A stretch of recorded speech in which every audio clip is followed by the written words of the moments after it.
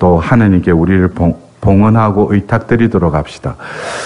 여러분들 어쩌면 이 그리스도교 신앙이 신약에 본격적으로 생기기 전에 구약에 예정된 하나님의 백성, 이 백성들이 결국 생기게 된 게 시나이산에서 그들과 계약을 맺음으로써 본격적으로 하나님과 하나님 백성의 관계가 이제 정립이 됐지만, 그 전에 하나님께서는 아브라함을 통해서 또 그 후손 중에 요셉이 결국 이집트로 팔려감으로 인해서 하나님은 이미 뭐예요?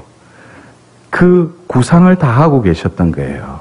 그들이 이집트의 고센 땅에서 우리가 그 탈출기 1장을 보면은 하나님께서 계속 이스라엘 백성들의 숫자를 계속 늘려주는 그런 규절이 나와요. 근데 이었고 뭡니까? 그들이 이제 그 이집트인들에 의해서 억압을 받죠. 그러면서 우리도 마찬가지지만 억압을 받으니까 뭐예요? 하나님을 찾지 않을 수가 없는 거죠. 그 유목민이었던 그 이스라엘 백성들이 이제 부르짖기 시작하죠. 그때 하나님은 아브라함으로부터 이미 시작된 아브라함과 창세기 15장과 17장에 맺었던 그 시나이산의 그 준비 계약이기도 했던 그 계약을 하나님은 염두에 두시고 그들을 이집트에서 이제 뭐예요? 가나안 땅으로 이제 이끌어 가시기 위한 그 수순에 돌입했을 때 하나님은 뭐예요? 홍해 바다를 가르셔서 그들을 건너가게 하시죠. 이것이 바로 구약의 뭡니까? 파스쿠아죠. 건너가다. 예? 근데 이 오늘 시작 때 선포했던 이 탈출기 12장 12절에서 14절의 말씀은 바로 이 파스쿠아를, 그러니까 건너가게 하시는데 그 건너갈 수 있는 사람들을 하나님이 뽑으시죠. 그것이 바로 뭡니까? 파스쿠아 양을 잡아서 피를 문술주에 바른 그 집은 뭡니까? 그 죽음의 세력이 그들을 엄습하지 못하게끔 표현하게끔 하죠. 그래서 결국 그들은 어떤 그 죽음의 세력이 지나가고 나서 그들은 살아남죠. 그리고 나서 뭡니까? 하나님은 그들을 데리고 파스쿠아 홍해 바다를 건너가게 하시죠. 그러나 지형적으로 보면 이집트 땅에서 결국 그들이 가고자 했던 약속의 땅, 이것이 구약의 그 하나님의 그 파스쿠아의 출발점과 목적지였다면, 이것이 구약의 이 파스쿠아를 통해서 하나님은 뭡니까? 그들을 이 홍해 바다를 가르는 그 기적을 이루시고 나서 그들이 어떻게 돼요? 그들에게 하나님이라는 이미지는 뭡니까? 바로 우리를 억압의 땅, 고생했던 그 이집트 땅에서 우리를 건너가게 해주셨는데, 우리를 어떻게 건너가게 해주셨어요? 홍해 바다를 말리게 해서 그것을 건너가게 함으로써 우리를 구해주신 분. 그러니까 그들에게는 하느님이라는 이미지가 바로 뭐예요? 홍해 바다를 건너가게 해주신 그 하나님으로 이미지화되어 있었다는 거예요. 그런 어떤 하나님의 모티베이션, 어떤 동기부여가 있었기 때문에 그들이 뭐예요? 시나이산에도 이분이 하나님이시구나, 하나님은 위대한 업적을 이루신 분이구나라는 그 체험을 했지 않습니까? 우리가 그래요. 그냥 인간이 그냥 하나님과의 그 관계를 맺기 전에 하나님 뭐예요? 각 개인에게 뭐예요? 하나님 체험을 시켜주시죠. 예? 자기가 생각지도 못했던 어떤 하나님의 그 사랑을 체험하고 나서 뭐예요? 하나님이 계시구나. 응? 저도 지금 이제 30년 전에 그 병실에서의 그 체험은 저에게 또 다른 뭐예요? 파스쿠아 체험이었어요. 예? 제가 그 전에 병원문을 들었을 때 나와 또 퇴원할 때 나는 완전히 똑같은 존재이지만 다른 존재로 그 입원 기간을 통해서 그 꿈에 나타났던 그 여인이 굴리는 기도를 그때 무심코 바치다가 뭐예요? 제 존재가 바뀌어버린 거죠.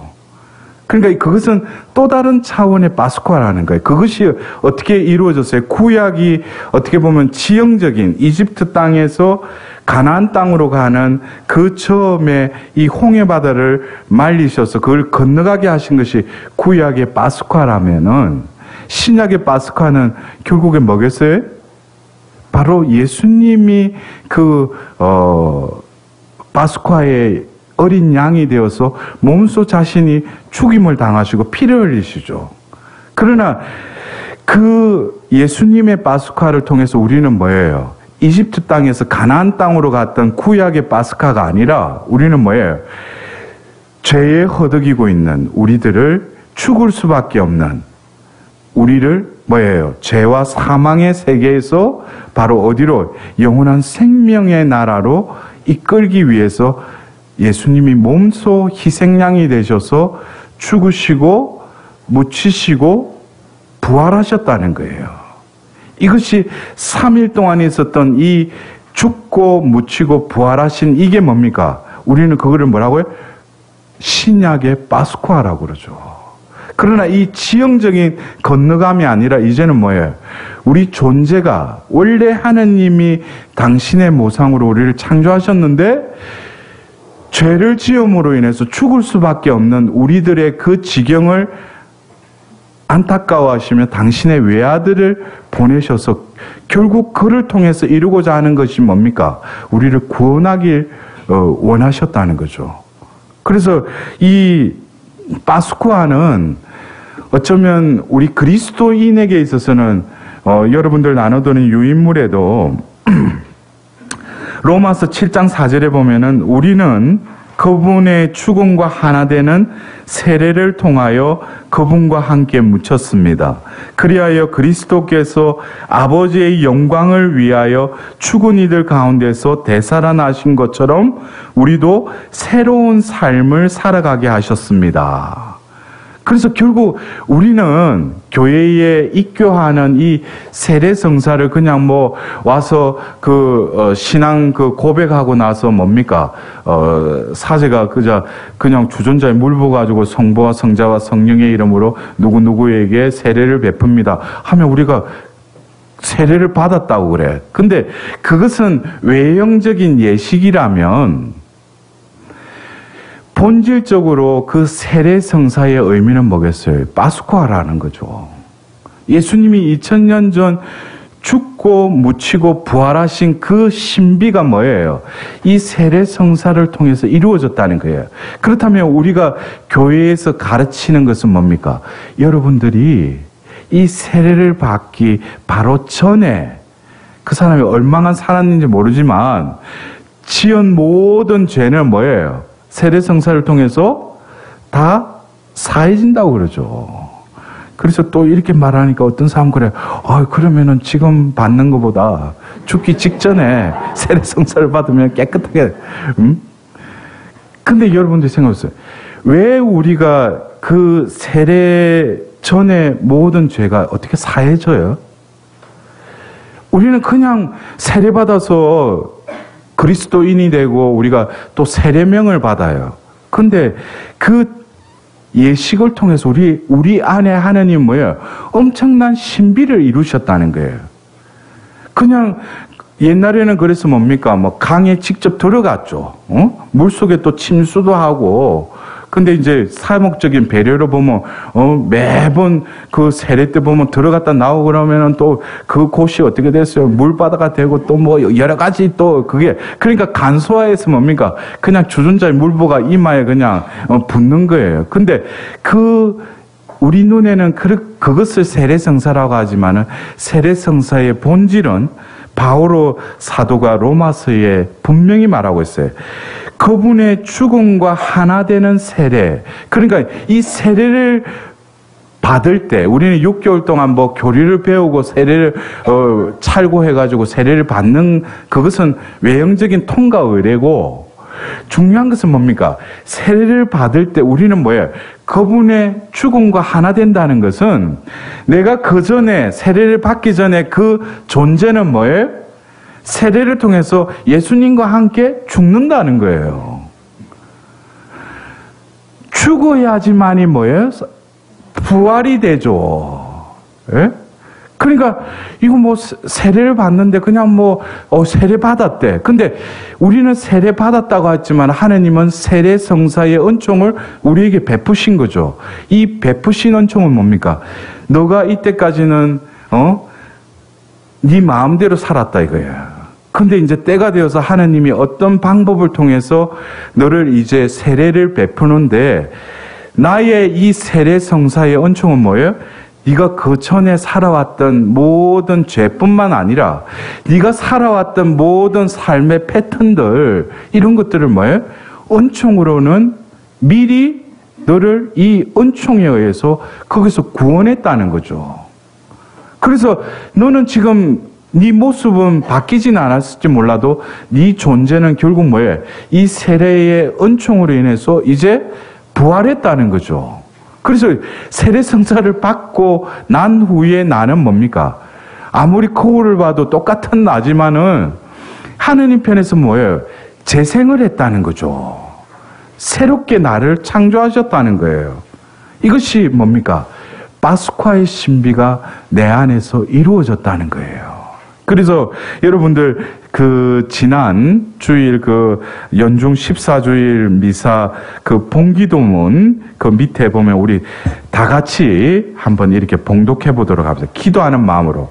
하느님, 타락한 세상을 성자의 순환으로 다시 일으키셨으니 저희에게 파스카의 기쁨을 주시어 죄의 억압에서 벗어나 영원한 행복을 누리게 하소서라고 우리가 지난 연중 14주일 날 이 기도를 사제가 바쳤어요. 그러면은 그 주일 미사에 하나님은 뭐예요? 이 봉기도문을 이루시죠. 은총을 베풀어 주시죠. 그런데 주일날 전 세계에서 당신의 백성들이 모였는데 그 주일날 이 하나님께서는 이렇게 기도하라고 교회의 그 권한을 가지고 기도를 바쳤는데 과연 이 기도가 우리 가운데 이루어졌느냐 이거예요. 내 안에서 이게 이루어졌느냐 이거죠.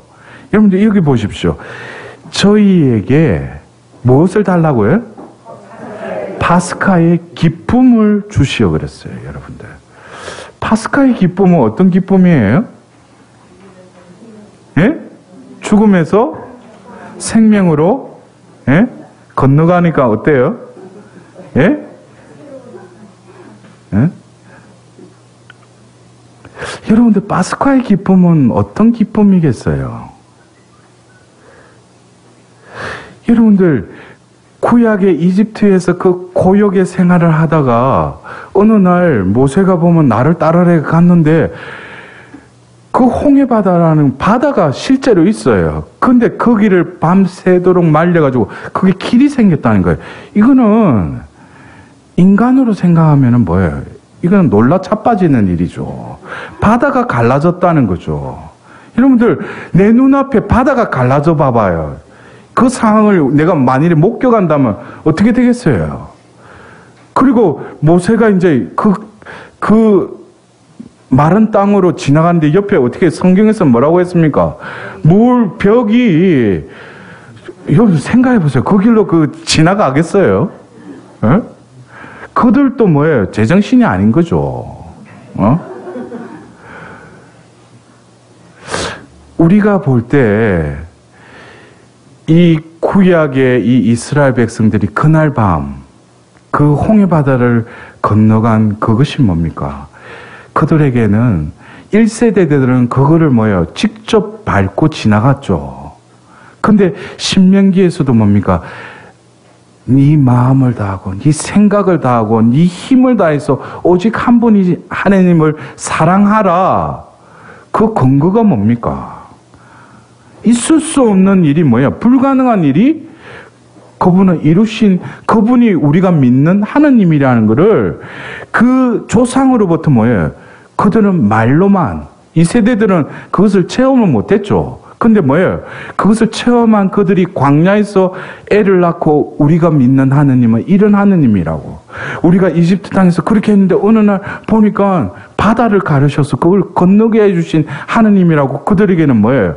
말로 전해졌는데 그 자신의 체험이 뭐예요? 그들에게 전달이 되는 거죠. 그것이 뭡니까? 이스라엘의 어떤 신앙의 근간이 된 거죠. 우리에게 있어서 이 파스쿠아라는 것이 결국에 우리 1년에 전례력의 꽃이라고 하는 것은 성지주일이라는 그 거룩한 주간 중에 뭐예요? 성삼일. 예? 성삼일. 성삼일은 뭐예요? 여러분들 어떻게든지 그 전례에 참석하라고 그러죠. 응? 그리고 뭡니까? 부활 성야 때 그리스도 우리의 빛 하면서 사제가면서 엑술대를 부르면서 뭐예요? 보라 이러면서 하면서 또 우리가 뭐예요? 세례 성사를 뭐예요? 갱신하죠. 이미 전례에는 뭐예요? 우리가 그냥 살아가지만은 그 40일이라는 그 사순 시기를 통해서 또 성삼일을 통해서 하나님은 이 해에도 하나님은 무엇을 이루셨다는 거예요? 파스쿠아의 그 신비를 너희들 가운데 이뤘다는 거예요. 그냥 40일 동안 육신 재개를 한다가 뭘 끊고 보면 해가지고 보면 부활 후에 더 나빠졌는지 보면은 그건 모르지만 실제로 이 교회를 통해서 매년 뭡니까? 이 사순시기 성삼일을 통해서 하느님께서 너희들 가운데 무엇을 이뤘다는 거예요? 파스쿠아를 이뤘다는 거예요. 그래서 이 파스쿠아의 신비를 온전히 만끽하는 이들은 부활 성야 때 뭡니까? 예수님의 부활을 또 경축하는 그 공간과 시간 속에서 내가 다시금 뭐예요? 다시금 거듭 태어난 것을 체험하게 되는 거예요. 그것이 진정한 뭐예요? 부활 대초기를 마주하는 거죠. 내가 어쩌면 대림 시기로부터 시작돼서 이 현실에서 내가 또 다시 그래서 저는 매년 그 마지막 우리 전례력으로 연중 34주일이 우리가 무슨 대축일로 지내고 있어요? 그리스도 왕 대축일로 지내면서 한 해를 마무리하죠. 저는 제 개인적으로 그리스도 왕 대축일을 맞이하면서 구일 기도를 바치면서 제가 무엇을 한 해를 되돌아보면서 무엇을 성찰을 하냐면은 우리가 전례문에 그 그리스도 왕 대축일 그 감사송에서도 첫 번째 오심, 두 번째 오심을 기다리는 그 처음에서 우리는 그리스도 왕 대축일을 지내지만 우리가 한 해를 하느님은 나에게 뭐예요? 허락해 주시는 거죠. 요노해 주신 거죠. 나에게 다시금 뭐예요? 구원받기에 합당한 자로 하느님은 나에게 기회를 주신 거예요. 여러분들 그래요. 우리가 한 해를 맞이하면서 올 한 해 잘 지내게 해달라고. 근데 우리 그리스도인에게 있어서는 이 새 한 해를 잘 지내게 해달라고 그런 마음으로 새해를 맞이하면 안 되죠. 그거는 뭐예요? 건방스러운 표현이지. 건방지다는 거예요. 왜 건방져요? 지가 새해를 맞이하고 싶다고 해서 새해를 맞이할 수 있어요? 아니죠. 허락하셔야 돼요. 그래서 그런 마음이 있으면은 한 해를 마무리할 때 우리는 뭐예요? 하나님 앞에서 머리를 조아리면서 한 해 동안 그분이 이 전례력을 통해서 우리에게 뭡니까? 보이지 않지만은 이 교회를 통해서 다시금 우리에게 은총을 통해서 구원에 합당한 자로 살아갈 수 있게끔 나에게 유예기간을 주셨는데 그 유예기간 동안에 나는 그리스도를 왕답게 대우해 드렸는가?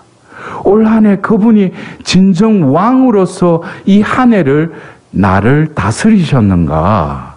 이걸 저는 성찰을 해요. 근데 매년 뭡니까? 그래 성찰을 하고 새해를 맞이하면서 주님 이제 올 한 해는 당신을 왕답게 대우해드리면서 당신이 나를 다스리는 한 해가 되게 해주십시오 라고 또 한 해를 맞이했건만 또 한 해를 또 마무리하면서 또 뭐예요? 그리스도 왕 대축일을 맞이하는 나에게 있어서는 올 한 해도 뭐예요? 내가 왕이고 또 아니나 다를까 예수님 뭐예요? 종이었던 거예요. 신하였던 거예요. 여러분도 한번 보셔요. 주님 주님 그러면서 기도할 때 오늘 하루를 보더라도 뭡니까? 내가 그분이 왕답게 내가 대우해드린다는 것은 하루 시작할 때 뭐예요? 옛날에 우리가 한번 이미지를 떠올려 보면은 왕 앞에 가면 머리도 뭐예요? 들지 못하죠. 머리 푹 숙이고. 그리고 왕 임금이 딱 의자에 앉아서 뭡니까? 말 한마디 한마디 하면은 또 그게 끝에 뭐라고 응답을 드려요? 예? 항우님 만극하나이다 하고 뭔 소리를 하든지 뭐 그게 뭐예요? 왕다운 분의 예우라는 거죠. 그러면 우리가 하루를 시작하면서 말은 주님 오늘 하루 봉헌하겠다고 해놓고 하루는 지 마음대로 살아. 예? 근데 우리가 진짜 그분이 왕답게 오늘 하루를 다스리고 나를 주님의 뜻대로 이끄신다면은 하루의 시작도 뭡니까? 먼저 들어야죠. 그분이 오늘 나에게 무엇을 원하시는가? 나에게 무슨 명령을 하달하시는가? 이거에 대해서 먼저 들어야죠. 쉐마 이스라엘 하듯이 이스라엘아 들으라 하듯이 뭡니까? 우리는 그 말씀을 들어야 돼요. 근데 뭐 들으라 한다고 들려요? 안 들리지. 그러니까 우리가 뭐예요? 오늘의 말씀이 있죠. 말씀을 읽는 게 아니라 뭐예요? 그 교회를 통해서 오늘 살아라고 하는 이 말씀을 하느님의 말씀으로 듣고 아침에 뭐예요? 하루를 시작하면서 그 말씀 속으로 들어가야죠. 이게 뭡니까? 묵상하는 거죠. 그러면서 그 말씀 가운데 하느님이 또 오늘 하루 나에게 어떻게 살아라고 말씀을 툭 주셔요. 그럼 그 말씀을 뭐예요? 꽉 붙잡아야죠. 그리고 이제 뭡니까? 성모님처럼 이 모든 일을 마음에 간직하였다라고 하는 그 성모님의 표양대로 그 말씀을 먹고 내 안에 뭐예요? 간직해야 돼요.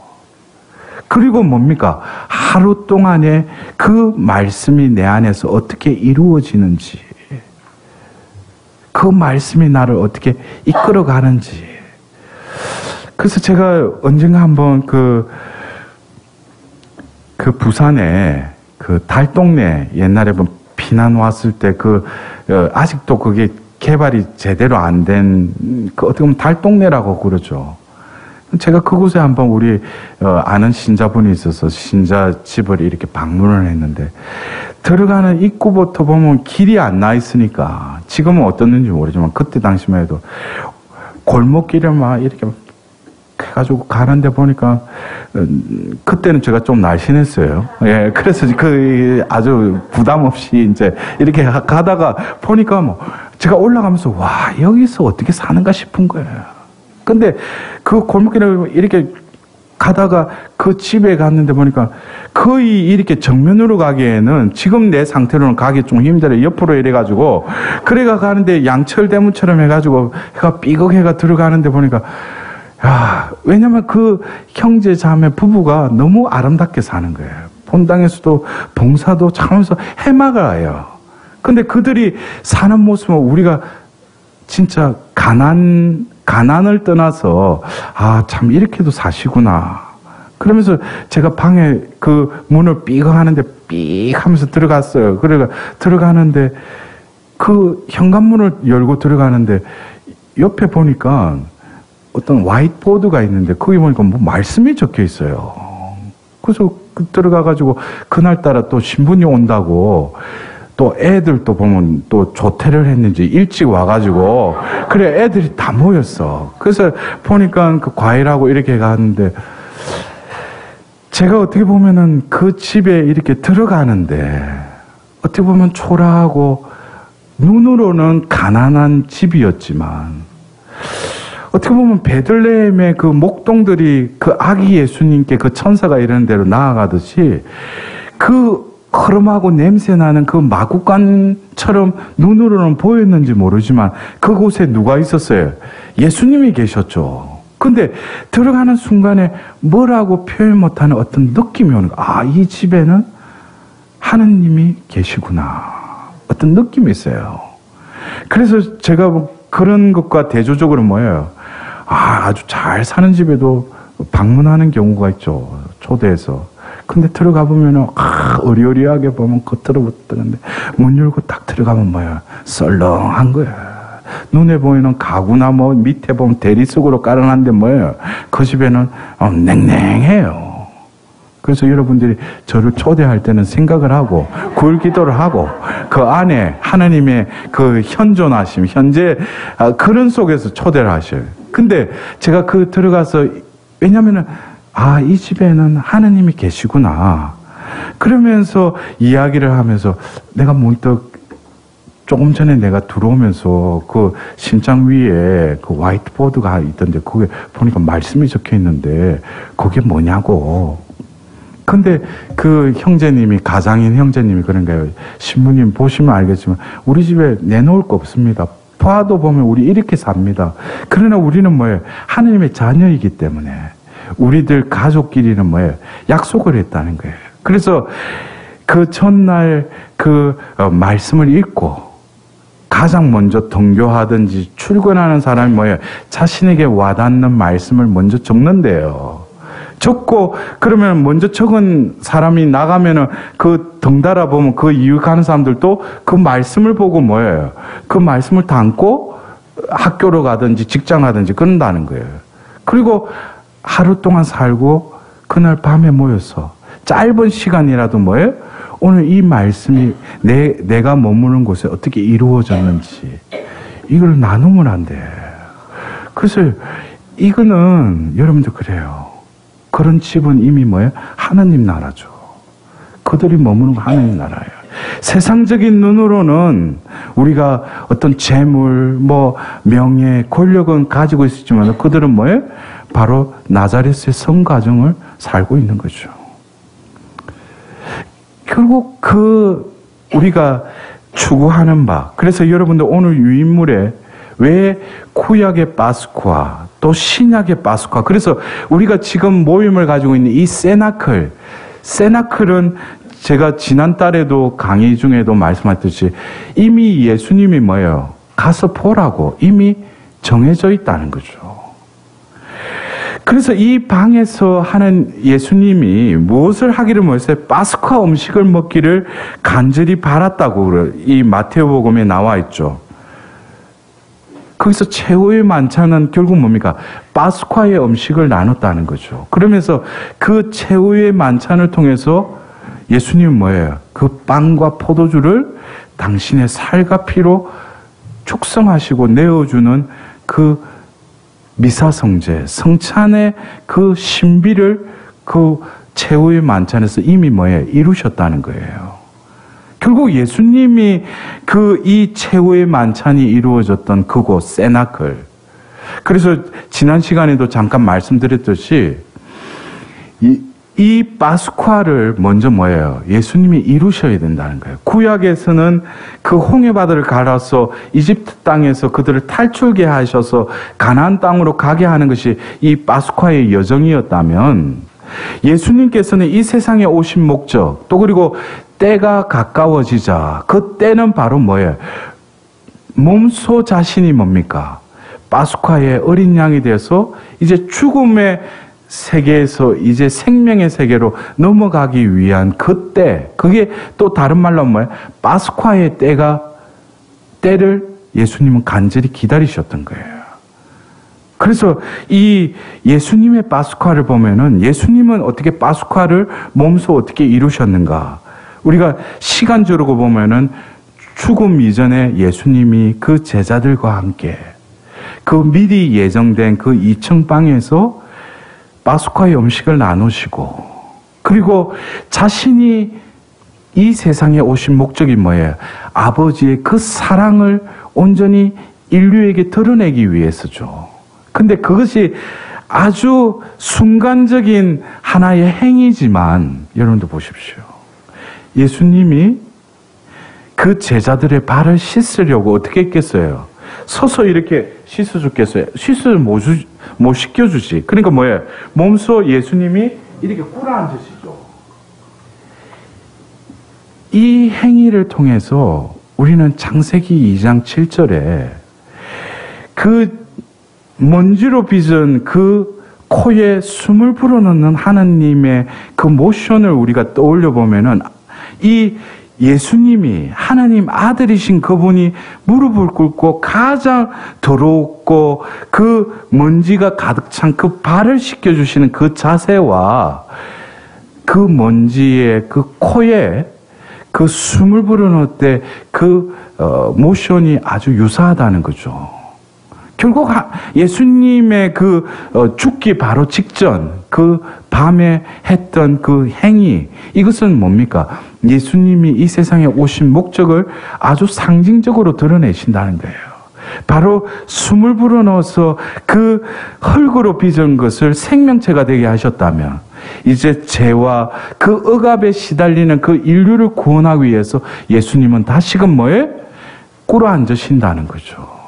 그리고 이미 앞을 내다보시고 그 요한복음 15장과 16장, 17장에 보호자 성령을 너희에게 보내주시겠다고 또 말씀하시죠. 이것은 예수님이 앞을 내다보시고 자신의 그 하나님 아버지, 하나님 아들, 그 다음에 뭐야? 하나님의 영, 여기로 이어지는 것을 예수님은 이미 구원의 경륜을 간파하시고 그 자리에서 뭡니까? 성령이 오시면 너희에게 이런 일을 하실 거다. 또 성령이 오시면은 세상의 잘못된 생각들을 바로 잡아 주실 거다. 근데 그 제자들이 알아들었어요? 못 알아들었죠. 그리고 예수님이 요한복음 17장에 뭐예요? 먼저 자기 자신과 또 그 제자들과 그 제자들의 말을 듣고 믿는 이들을 위해서 뭐예요? 축복하시면서 기도하시죠. 이것이 바로 예수님 죽음 전에 바로 그 제가 명명하기로는 바로 세 계명을 주셨던 그 세나클을 사랑의 세나클로 제가 명명을 했어요. 그것이 바로 예수님의 그 파스쿠아가 있기 전에 그 사랑의 세나클에서 이제 뭡니까? 예수님은 붙잡혀서 순환을 당하시고 이제 죽으시죠. 그리고 무덤에 묻히시죠. 그리고 부활하셔요. 이것은 예수님께서 파스쿠아를 이루신 거죠. 근데 그 파스쿠아를 이루고 나서 바로 그날 주간 첫날 저녁 때에 문을 닫아 걸고 있던 그들 가운데 나타나시면서 그곳이 뭐예요? 바로 세나클이죠. 그곳에 나타나셔서 당신의 손과 옆구리를 보여주시면서 너희에게 평화가 있기를 하면서 바로 요한복음 20장 23절에 숨을 내쉬면서 다시금 뭐예요? 발을 씻기시면서 그 했던 그 원래의 본질은 뭐겠어요? 그들에게 다시금 숨을 불어넣으면서 성령을 받아라. 누구의 죄든지 용서하면 그 죄는 없어질 것이고 그러지 않으면 그 죄는 남아있을 것이다. 어떻게 보면 본질적으로 이 파스쿠아의 신비를 통해서 이제는 뭡니까? 자비의 영을 너희에게 부어주겠다는 거예요. 우리가 성령을 받는다는 것은 결국 뭐예요? 그분의 그 파스쿠아의 신비가 우리 안에서 이루어질 수 있도록. 우리가 무슨 공로가 있어요? 우리가 한 것은 죄밖에 없는데 하나님 뭐예요? 성령을 받아라. 근데 성령을 받기만 하면 뭐예요? 누구의 죄든지 용서하면 그 죄는 용서받을 것이다. 이것이 바로 하나님의 자비죠. 자비를 어떻게 이루신 거예요? 바로 당신이 몸소 파스쿠아의 어린 양이 되어서 죽고 묻히고 부활함으로써 뭐예요? 이 파스쿠아가 완성이 된 거죠. 예수님의 파스쿠아의 신비는 이것으로 이미 뭐예요? 완성됐다는 거죠. 그리고 예수님 뭐예요?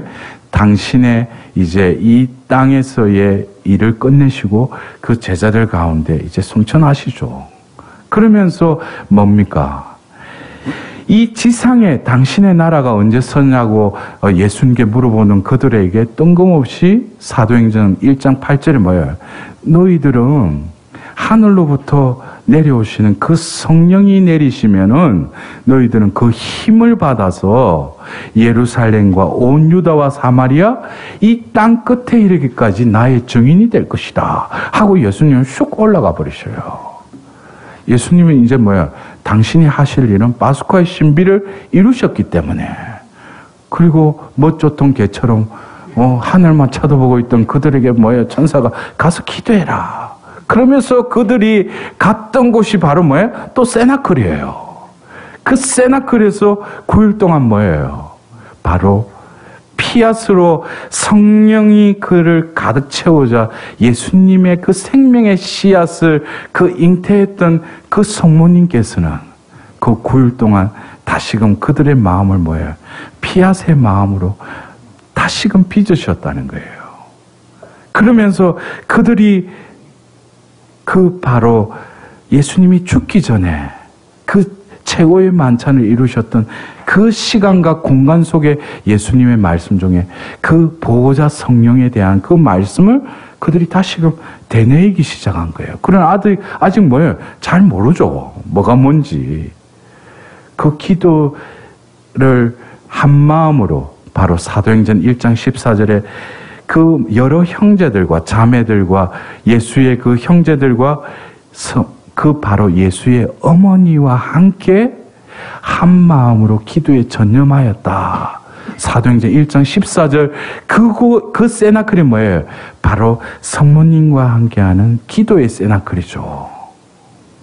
이 기도의 세나클을 통과하지 않고 이 회복의 세나클이 이루어질 수가 없는 거죠. 그래서 제가 계속 그 강의 중에 뭐라고 합니까? 바로 그것이 알고 싶다. 그 미스테리 9일.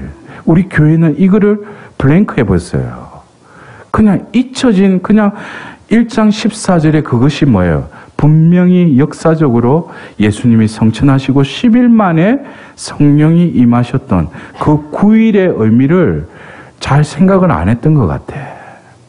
그래서 제가 이 세나클 모임을 하면서 이 9일로 이 기도의 세나클로 우리는 다시금 들어가야 되겠구나. 그럴 때 뭐겠어요? 성모님이 비로소 뭐게요? 이 사도들의 모이신 성모님이 너무나 기쁘신 거예요. 바로 나를 통해서 나를 힘입지 않고서는 뭐예요? 너희들이 네 존재가 파스쿠아의 신비가 이루어지지 않는다는 거예요. 여러분들 보십시오. 구약의 파스쿠아, 신약에 들어와서 바로 예수님의 파스쿠아. 그 다음에 이제는 뭡니까? 바로 3년 동안 몸은 동고동락을 했지만 마음은 따로 지냈던 그들이 이제 예수님은 성천하시고 안 계시지만 바로 때가 되자 거센 바람이 불고 불효의 모양으로 각 사람에게 성령이 내리시자 뭐야? 그들은 성령으로 가득 찼다고 그랬어요. 이것이 바로 사도행전 2장 4절에 이루어진 거죠. 이것이 바로 뭐예요? 바로 창세 때 그 창세기 2장 7절에 그것이 바로 뭐예요? 비로소 이 사도행전 2장 4절에서 다시금 뭐예요? 재현된 거죠. 그들은 영으로 가득 찼다는 거예요. 이것은 바로 먼지에 코에 숨을 불어넣자 비로소 생명체가 된 그 상황이 다시금 뭐예요? 재현됐다는 거죠. 그러자 그들이 뭐예요? 바로 창세기 1장 38절에 하나님이 사람을 창조하시고 나서 복을 내리시면서 너희들은 모든 세상에 뭐예요? 하나님이 창조한 집짐승, 덜짐승, 날짐승 모든 것을 뭐예요? 지배하고 다스려라 했던 그 말씀이 결국에는 말씀 자체이신 그분이 이 땅에 오셔서 그들에게 마지막 했던 지상명령이 뭡니까? 너희들은 세상 끝까지 가서 나의 복음을 전하여라 그랬죠. 이 말은 결국에 창세 때 했던 그 말씀이 예수님 시대에 와서 그렇게 뭡니까? 해석이 되고 예수님 입으로 그렇게 표현됐을 뿐이지 바로 창세기 1장 38절에 원래의 그 복음, 원래의 하느님의 그 창조 때 하셨던 그 명령을 뭐예요? 다시금 제2위격인 예수님이 다시금 되풀이하실 때는 뭐예요? 너희는 세상 끝까지 가서 나의 증인이 되라 했던 그것을 이루시는 분은 바로 뭡니까? 성령님이시라는 거죠. 그래서 성령이 임하자 바로 이제는 뭡니까? 바로 구약의 파스쿠아 또 신약에 와서 예수님의 파스쿠아는 이미 완성이 됐죠. 그런데 이제 남은 과제가 뭡니까? 바로 그 예수님을 따랐던 예수님은 분명히 너희들은 사람 낚는 어부가 되게 하겠다고 약속하셨어요. 그러나 그들은 부활하신 예수님을 만나고도 뭐예요? 갈릴레아 호수 가서 다시금 고기를 잡는 그런 우둔한 그 짓을 또 저질렀죠. 근데 하느님 뭐예요? 그들이 아니라 이제 또 다른 보이지 않는 영이 너희들에게 임함으로써 바로 구약의 파스쿠아 또 신약의 예수님의 파스쿠아의 그 신비가 다른 곳이 아니라 너희들 존재 안에서 뭐예요? 이루어졌다는 거예요. 바로 우리가 지금 어쩌면 저도 이렇게 강의를 하면서 뭐예요? 제가 이거를 인지하고 공부를 해서 내가 습득을 해서 강의를 하느냐? 그것은 있을 수 없는 일이에요. 지금 제가 말을 하면서도 뭐예요? 제가 말을 하는데 제가 무슨 소리인지도 모르고 지금 스피커를 통해서 지금 마이크를 통해서 말하긴 말하는데 비로소 뭐예요? 내가 이거를 녹음한 거를 들으면서 아, 저 인간이 저 말을 지졌구나. 비로소 제가 알아듣는 거예요. 그 말은 왜 제가 저 신부님은 좀 건방진 거 아닌가? 그래 말해도 좋아요. 왜냐하면 하나님이 보시기에 저는 솔직하게 그렇게밖에 표현할 수밖에 없어요. 그런데 뭡니까? 지금 우리가 모여있는 이 세나클 모임은 그냥 2000년 전 예수님이 머무셨고 그들이 성령을 받았던 그 장소를 우리가 메모리하자는 게 아니에요. 그 곳이 바로 보십시오. 예수님이 죽기 전에 마지막으로 머무셨던 그 사랑의 세나클 그리고 그 파스쿠아의 신비를 이루시고 나서 그들에게 또 가장 먼저 나타나셨던 그 자비의 세나클 이것은 예수님이 분명히 머무셨죠.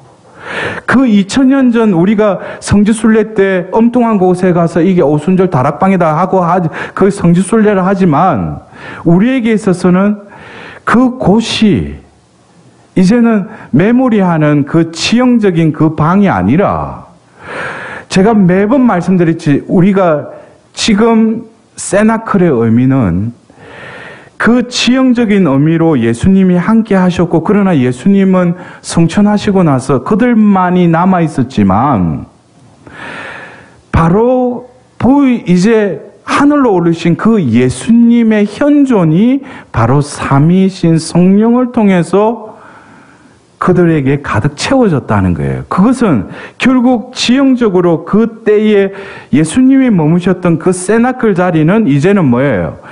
그들이 성령을 받자 성령이 가득 찼다는 것은 바로 하느님의 영, 예수님의 영인 그 영이 가득 찼다는 것은 내 안에 이제는 뭐예요? 예수님이 현존하신다는 거죠. 이것이 바로 뭐예요? 우리가 이미지하고 우리가 구축해야 되고 완성해야 될 그 세나클은 우리 안에 이미 구축되어 있다는 거죠. 이해가 되셔요? 그렇다면은 예수님이 2000년 전 그 파스쿠아의 신비를 이루셨다면 우리들은 이제는 뭐예요? 내 안에 현존하시는 그 예수님께서 함께 그래서 우리가 우리의 파스카, 나의 파스카는 뭐예요?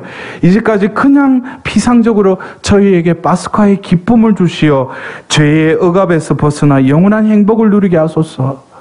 말은 기도하는 사제나 듣는 우리 신자들도 뭐예요? 그냥 똥구름 잡듯이 무슨 파스카의 기쁨을 주시어 죄의 억압에서 벗어나 영원한 행복을 누리게 하소서. 이것이 뭐예요? 우리 세나클 모임에 있는 우리들은 피부적으로 현실적으로 체화가 되어서 이 기도문의 내용이 뭐예요? 내 안에서 온전히 이루어져야 된다는 거예요. 그것을 어떻게 이루셔요? 바로 2000년 전 파스쿠아의 어린 양이 되셔서 죽고 묻히고 부활하셨던 그분이 나와 이제 함께 하실 뿐만 아니라 나의 육신이 살아있는 동안에는 이 죄악이 범람하는 이 세상에 머물러 있을 수밖에 없지만 그전에는 내가 겪고 있는 여러 가지 고통에 그것을 내가 이겨나가기 위한 주체로서의 삶을 살았다면은 이제는 뭐예요? 바로 내 안에 세나클에 현존하시는 그 예수님이 나에게 무엇을 원하셨겠어요? 네 힘으로 하지 마라. 네가 하는데 내가 필요한 보조적인 역할을 하려 너는 나를 주님이라고 부르느냐? 메스트라는 건 뭐예요? 종이라는 거예요.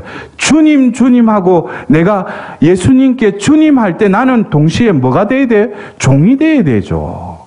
그래서 그분을 주님이라고 부를 수 있죠. 근데 이름은 우리가 빈말을 되풀이하지 말아야죠. 말로는 주님 하면서 뭐예요? 내가 주인 행세를 한다는 거예요.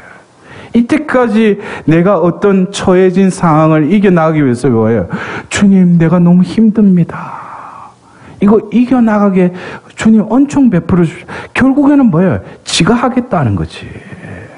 여러분들 한번 잘 생각해 보세요.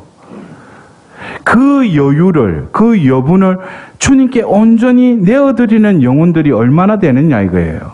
그러면 우리는 뭐예요? 세나클의 그 현존, 우리 세나클 모임의 어떤 코드이기도 한 이제는 지형적이고 메모리하는 세나클이 아니라 이제 무브볼 세나클, 움직이는 세나클, 내 안에 현존하시는 그 세나클의 그것이 우리는 생생하게 느껴지기 때문에 내가 이제는 뭡니까? 주체가 되어서 이 현실을 이겨나가는 것이 아니라, 그래서 우리가 예수님이 누워서 잠자고 있는 예수님을 깨우잖아, 제자들이. 지금 파도가 쳐가지고 지금 보면 우리 죽을 지경이라고. 근데 예수님은 자고 있어. 그래서 예수님처럼 숙면을 취하는 게 얼마나 건강에 좋은지. 그 센 파도가 치도 예수님 주무시고 계셨다고 그랬어요. 근데 예수님은 해요. 너희들 믿음이 왜 이렇게 약하냐 그래요. 우리는 이제 이 의미를 우리는 뭐예요? 다시금 그러한 실수를 재현하지 않는다는 거예요. 거센 파도가 있을 때 우리가 명심해야 될 것은 내 안에 함께 계시는 그 주무시지는 않지만 함께 하시는 그 예수님의 그 현존만을 우리가 느끼는 거예요. 그러면 뭐예요? 내가 먼저 해야 될 것은 예수님이 이루셨던 그 파스쿠아를 내가 하는 것이 아니라 예수님 안에서 예수님을 통하여 뭐예요? 예수님과 함께 죽는 거예요. 주님, 제가 지금 현실적으로 너무 힘이 들다는 거예요. 근데 이때까지 내가 살아온 삶의 형태를 보면 뭐예요? 내가 이거를 어떻게든지 극복하려고 했죠. 제가 어제도 보면 어떤 분이, 젊은 분이 보면 우울증이 걸려가지고 막 죽으려고 하는 내가 그랬어. 힘 빼라 그랬어. 그러니까 이 사람이 이해를 못해. 근데 보니까 뭔가 때가 된 것 같아. 그래, 한번 죽을 뻔 해야지 뭐예요. 그래야지 이때까지 불렀던 수만 마디의 그 하나님이 아니라 이제 내 마음이 온전히 간합되는 하나님이라고 이제 비로소 이 숨통이 트이는 거예요. 여러분들 뭐 하나님 하는데 다 부른다고 해가 이게 직통해서 올라가는 줄 알아요? 하나님 해가 그냥 맴돌다가 그냥 다시 떨어져요. 사무엘이 뭡니까? 그가 한 말이 땅에 떨어진 적이 없다고 그랬어요. 그것이 뭐예요? 그가 말하는 게 아니라 생명의 영이 말하기 때문에 이 자리에서 선포된 말이 그냥 땅에 떨어지지 않죠. 각 사람에게 뭐예요? 영혼의 밭에 그냥 심겨지는 거예요. 그리고 여기서 보면 신부님 오늘 말씀 좋았다. 무슨 말씀이 좋았어요? 그건 못 알아들어. 근데 여러분들은 진짜 감사해야 되는 게 말씀이 들어갔잖아요. 그러면 여러분들 오늘 이 피정을 끝나고 집에 가서 설거지 하다가도 뭐예요? 그 생명의 말씀이 씨 뿌려졌기 때문에 그 말씀이 뭐예요?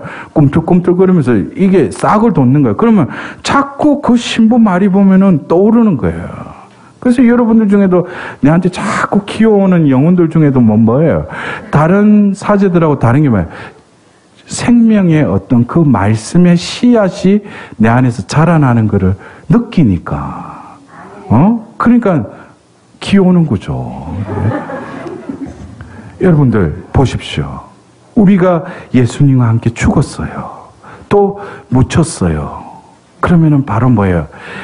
하나님께서 그 아들을, 그 죽은 그 아들을 다시 일으키셨던 영이 여러분 안에 사신다면 여러분들도 다시 일으키셨을 것입니다. 라고 바오로 사도는 로마서 8장에 분명히 말하고 있어요.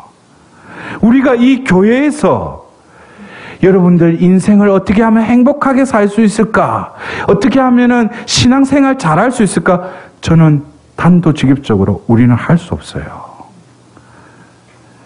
우리가 어떻게 잘 살고 우리가 신앙생활을 어떻게 하면 풍성하게 열매 맺는가? 그것은 하느님께 전적으로 의탁하는 영혼들은 바로 뭐예요? 시편 1편에 나오듯이 강가에 심겨졌을 뿐인데 그 나무의 가지에는 뭐예요? 매사가 모든 일이 잘 된다고 그랬어요. 그거 우리 뭐예요? 만사 형통인 거예요. 그 다음 뭐예요? 제때에 열매를 맺으리라 그랬어요.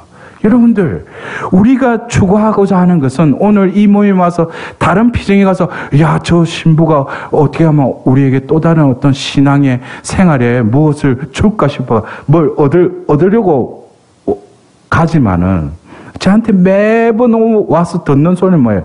결론은 뭐예요? 피우라 이거예요. 하느님이 사실 수 있도록 여러분들 피우라 이거예요. 근데 이게 뭐 해석이 안 되는 거예요, 여러분들. 근데 여러분들은 여기에 모인 여러분들은 이제 저한테 조금 세뇌가 되고 뭐예요? 내가 이런 말을 하면 뭐예요? 이제는 알아듣죠. 왜냐면은 이것이 얼마나 쉽게 하나님과 일치될 수 있는 길이구나. 그래서 뭐예요? 이제는 이 예수님의 그 세나클이 이제 영이 임함으로써 나의 존재 안에 마련됐다는 거예요. 그러면은 뭐예요? 바로 예수님이 하셨듯이 죽고 묻히고 하면은 뭐예요? 그분이 부활시켜 주듯이 나도 뭐예요? 다시금 부활시켜 주시는 거예요. 그래서 제가 궁극적으로 오늘 제목처럼 파스쿠아의 세나클이라는 것은 어떤 고정되고 머물렀던 곳이 아니라 이제는 나라는 존재가 하나님의 그 숨이 불어넣어졌고 또 2000년 전 그 성모님과 함께 계셨던 곳에 바로 그 생명이 다시금 그들을 가득 채웠듯이 이 21세기에 사는 우리들에게 뭐예요? 하나님이 다시금 너희들에게 이러한 신비를 이루는데 그 세나클이라는 그곳을 통해서 뭐예요? 예수님과 일치되었고 그 영이 이끌으시는 대로 내가 순응하기만 하면 뭐예요? 매 순간이 뭐예요? 그전에는 어떤 문제, 봉착한 이 어떤 현실을 가지고 그것에 우울증에다가 뭐 스트레스 받고 그랬는데 뭐예요? 이제는 뭐예요? 예수님과 함께 그냥 죽고 묻히고 했는데 뭐예요? 나를 부활시켜 주시는 거예요. 그게 바로 뭐예요? 겉으로 볼 때는 내가 뭐 예수님 함께 죽고 묻히고 부활한다 해가지고 현실적으로 그러고 나니까 막 현실적으로 단박에 뭐 상황이 바뀔 것 같죠. 그거는 또 인간적인 눈으로 보는 거예요. 먼저 뭡니까? 같은 현실인데 외적으로는 변화된 게 없는데 먼저 하나님은 그것을 당신 때에 이루시겠지만 그 영혼에게 먼저 허락하시는 게 뭐냐면 일단 평화로워요. 그 전에 안절부절 못하고 보면 이거 어떻게 해야 되는가 하고 그랬던 내 마음이 이제 더 이상 내 마음이 아니에요. 이런 상황인데도 뭐예요? 마음이 평화로운 거예요. 그리고 뭐 지금 이 상황에서 딴 사람 보면 조금 미쳤다 할 좀 기쁜 거야. 그래서 바울 사도가 뭐예요? 이 그리스도인들은 고난 가운데서도 뭐예요? 기뻐한대. 그러니까 뭐예요? 보니까 어떤 자매는 분명히 주위에서 얼마 전까지 아이고 죽겠다고 보면 그래가지고 반찬값 아껴 계속 미사에 물놓고 했던 자매가 얼굴에 일단 뭐예요? 평화로움이 있던 얼굴 빛도 바뀌어요. 번지번지가 빛이 나는 거예요. 그래서 모르는 그 자매들은 뭐예요? 신자들은 거예요. 야, 그 일이 어떻게 해결됐냐고. 아니, 근데 당신이 모습이 바뀌었다고. 근데 그게 뭐예요? 세상이 주는 평화가 아니라 예수님이 약속하셨던 그 평화가 있으니까 이제는 더 이상 외부의 상황에 연연하지 않는 거예요. 근데 뭐예요? 그것에 주시하고 온전히 집중할 때는 하나님의 때를 기다릴 수 있는 인내력도 하나님께서 또 허락하셔요. 그전에는 안절부절 못했던 내 영혼이 그냥 느긋해져요. 그리고 평화로움과 기쁨이 있으면서 그 때를 그냥 피앗의 마음으로 기다려요. 근데 기다리는 자에게 구원을 얻을 것이다 했듯이 그 때에는 내가 생각하지 못하는 어떤 상황들이 서서히 전개가 돼요. 그럴 때 내 안에 계시는 그 하나님을 나는 뭡니까? 영광 돌릴 수밖에 없네. 그때 나오는 바로 그 기도가 바로 시편 8편이에요. 하나님, 인간이 무엇이기에 이토록 돌보시나이까? 이 기도는 내적인 세나클의 삶을 사는 영혼들은 매일매일 삶이 뭐예요? 우리가 지난주 연중 14주일날 바쳤던 그 기도가 매 순간 나에게 이루어진다는 거예요. 저희에게 파스쿠아의 기쁨을 주시어 죄의 억압에서 벗어나 영원한